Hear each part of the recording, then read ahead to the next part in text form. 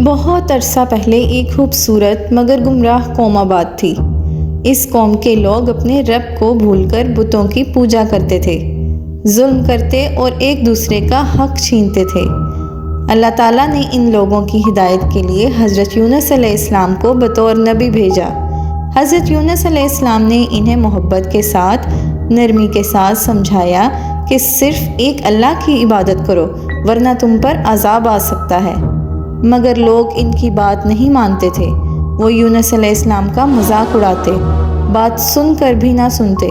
وہ سمجھتے تھے کہ یونس علیہ السلام بس ڈراتے ہیں۔ وقت گزرتا گیا اور جب قوم کی ہٹ دھرمی بڑھتی گئی تو یونس علیہ السلام دل برداشتہ ہو گئے۔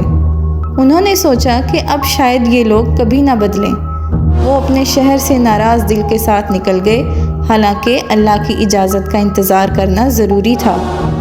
شہر چھوڑ کر وہ سمندر کی طرف گئے اور ایک کشتی میں سوار ہو گئے۔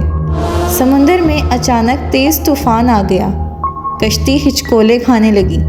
ملاحوں نے کہا، ایسی آفت صرف تب آتی ہے جب کشتی میں کوئی گناہ گار ہو۔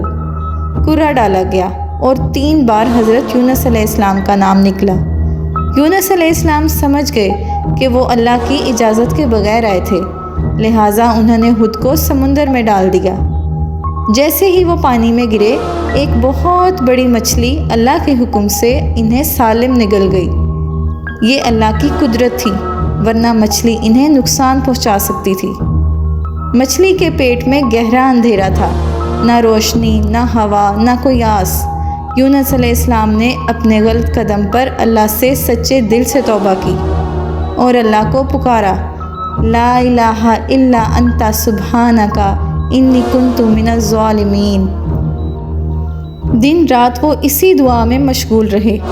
اللہ تعالیٰ نے ان کی دعا قبول فرمائی۔ مچھلی نے انہیں ساحل کے کنارے اگل دیا۔ وہاں وہ کمزور اور بیمار تھے۔ اللہ نے ایک بیل دار پودا اگایا جس کے سائے میں یونس علیہ السلام آرام کرنے لگے۔ جب وہ مکمل صحت یاب ہوئے، اللہ نے انہیں دوبارہ ان کی قوم کی طرف بھیج دیا۔ اس بار جب وہ واپس پہنچے تو دیکھا کہ قوم نے اپنی غلطیوں پر پچھتاوا کیا، اللہ کی طرف رجوع کیا۔